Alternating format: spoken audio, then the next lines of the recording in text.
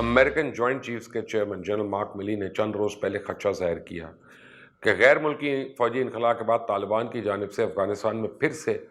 پہلے جیسے واقعات رونما ہو سکتے ہیں یا ممکنہ نتائج کسی بھی نوعیت کے ہو سکتے ہیں،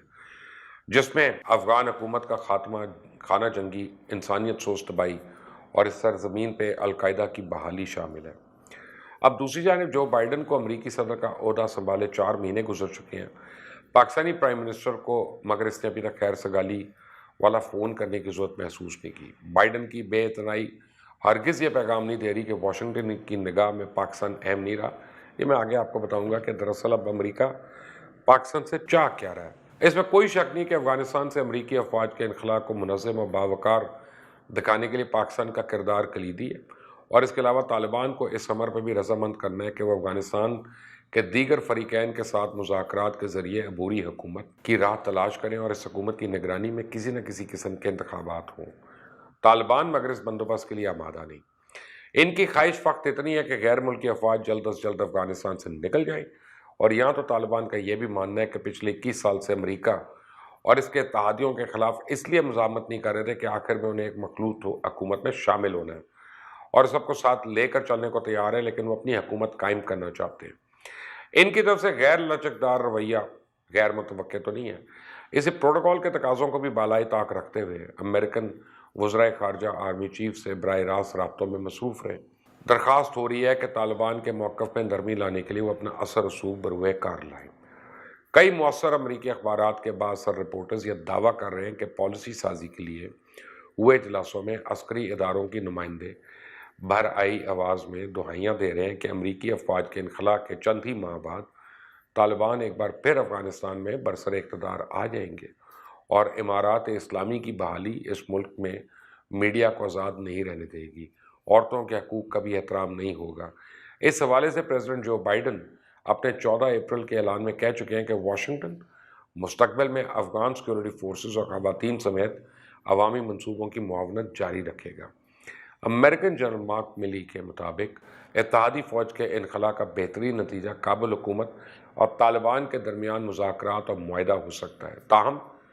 امریکی فوجیوں کے جانے کے بعد اگر القاعدہ اپنا اثر رسوخ بڑھانے کی کوشش کرتی ہے تو اس کی نگرانی اور اس کا پیچھا کیا جائے گا۔ بہرحال اصل مسئلہ یہ ہے کہ امریکن فوج دنیا کو یہ باور نہیں کروانا چاہ رہی کہ افغانستان میں 20 برس تک موجود رہنے کے باوجود اس ملک میں وہ اپنے اہداف کے حصول میں شرمناک حد تک ناکام رہی۔ جدید ترین اسلحے کا استعمال، کھربوں ڈالر بھی اس ضمن میں کام نہیں آئے۔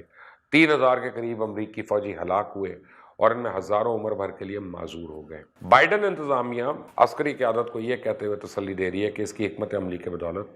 افغانستان سے امریکی افواج کا انخلا اس ذلت آمیز انداز میں نہیں ہوگا جس کا مظاہرہ 1970 کی دہائی میں ویتنام میں ہوا تھا۔ امریکی افواج افغانستان سے شکست خوردہ ہو کر بھاگتی نظر نہیں آئے گی۔ امریکی عسکری قیادت کی جانب سے بائیڈن انتظامیہ کی توجہ لہٰذا اس خدشے کی جانب مبذول کرائی جا رہی ہے کہ امارات اسلامی کی ممکنہ بحالی کے بعد القاعدہ افغانستان میں دوبارہ سرگرم ہو جائے گی۔ القاعدہ داعش کی شکل میں بھی کئی اسلامی ممالک میں نمودار ہو رہی ہے، اور امریکی افواج کے انخلا کے بعد اسے افغانستان میں محفوظ پناہ گاہیں آسان ہو جائیں گی۔ امریکہ کی لہٰذا کوشش ہوئے گی کہ افغانستان کے قریب ترین ممالک مثلاً تاجکستان میں اڈے بنائے جائیں جہاں امریکی افواج کی مناسب تعداد ہر وقت موجود ہو۔ جدید آلات کی مدد سے وہ افغانستان پہ کڑی نگاہ رکھے اور پھر داعش کو اس اڈے سے بر وقت ڈرون بھیج کر سنبھالا جائے۔ اب بائیڈن انتظامیہ سنجیدگی سے اپنی عسکری قیادت کے ایسے مطالبات پہ غور کر رہی ہے۔ امریکن سینٹرل کمانڈ کے سربراہ جنرل میکنزی نے پینٹاگون میں ایک بریفنگ کے دوران یہ کہا کہ افغانستان سے انخلا کے بعد امریکہ کی تو یہ کوشش ہوگی کہ افغانستان کے ہمسایہ ممالک میں ہمیں چند ایئر بیسز یا فضائی اڈے مل جائیں جہاں ہم اپنے کچھ فوجی اور ڈرونز رکھیں تاکہ افغانستان میں القاعدہ یا داعش کی ممکنہ سرگرمیوں پہ نگاہ رکھی جا سکے اور ضرورت پڑنے پہ ایسے عناصر کی سرکوبی کی جا سکے۔ صحافتی حلقے اور سفارتی ذرائع یہی بتا رہے ہیں کہ امریکہ کی خواہش ہے کہ وہ ازبکستان اور قازقستان کے علاوہ خاص طور پہ پاکستان میں چند فضائی اڈے لے کر وہاں اپنی فوجیں متعین کر سکے، اور اس سلسلے میں پاکستان سے شمسی ایئر بیس اور تربیلا ایئر بیس مانگے جا رہے ہیں جہاں امریکن ڈرونز اڑ کر افغانستان میں اپنے ہدف کو آسانی سے نشانہ بنا سکتے ہیں، اور امریکہ اس کے بدلے پاکستان کو معاشی پیکیج دینا چاہتا ہے۔ اس کے علاوہ فاٹف اور IMF اور ورلڈ بینک میں بھی پاکستان کے لیے سہولتیں پیدا کر سکتا ہے، لیکن آج کی صورتحال 9/11 کے حالات سے بہت مختلف ہے۔ اس وقت پوری دنیا کو امریکہ سے ہمدردی تھی، اور اس کے علاوہ افغانستان پہ جنگ مسلط کرنے کے لیے امریکہ کو اقوام متحدہ کی تائید بھی حاصل تھی، جبکہ اشتعال اور انتقام کی آگ میں جل رہے امریکہ کے ساتھ رشیا اور چائنا کا کھڑا ہونا بھی اس وقت تو ان ممالک کی ایک مجبوری تھی۔ اس وقت افغان قوم دنیا کے سامنے ملزم و مجرم کی حیثیت بھی رکھتی تھی، اور یہی وجہ ہے کہ پاکستان سمیت دنیا بھر کے ممالک امریکہ کی ہاں میں ہاں ملانے پہ مجبور تھے۔ لیکن آج کے حالات مختلف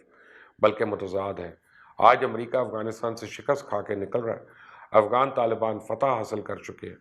چائنا اور رشیا امریکہ کو سبق سکھانے کے بہانے ڈھونڈ رہے ہیں، اور پاکستان پچھلے 20 سالوں کے دوران مصیبتوں کا ایک سمندر عبور کیے ہوئے ہے۔ کئی سو ارب ڈالرز کی اپنی معیشت کی تباہی کے علاوہ ہزاروں شہری اور فوجیوں کی شہادتیں برداشت کی ہوئی ہیں۔ آج کی دنیا بظاہر 2 بلاکس میں تقسیم نظر آ رہی ہے، اور ایک بلاک میں Russia, China, Pakistan, Iran, Turkey اور افغان طالبان بھی نظر آتے ہیں، تو دوسرے بلاک میں امریکہ، بھارت، اسرائیل اور دیگر مغربی ممالک موجود ہیں۔ اس سے نہ تو پاکستان کے لیے طالبان پہ حملہ آور ہونے کے لیے امریکن کو اپنا ایئر بیس دینا ممکن ہے، اور نہ ہی رشیا کے زیر اثر سینٹرل ایشین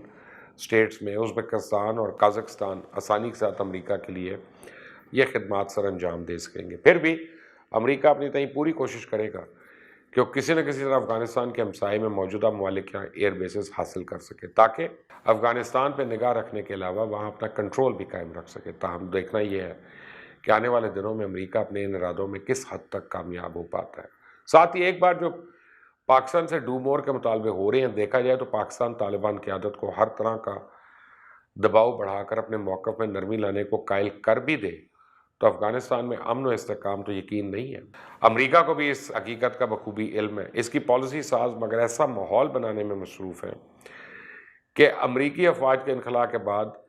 پاکستان ہی افغانستان میں انتشار کا حتمی ذمہ دار ثابت ہو۔ اللہ تعالیٰ پاکستان کو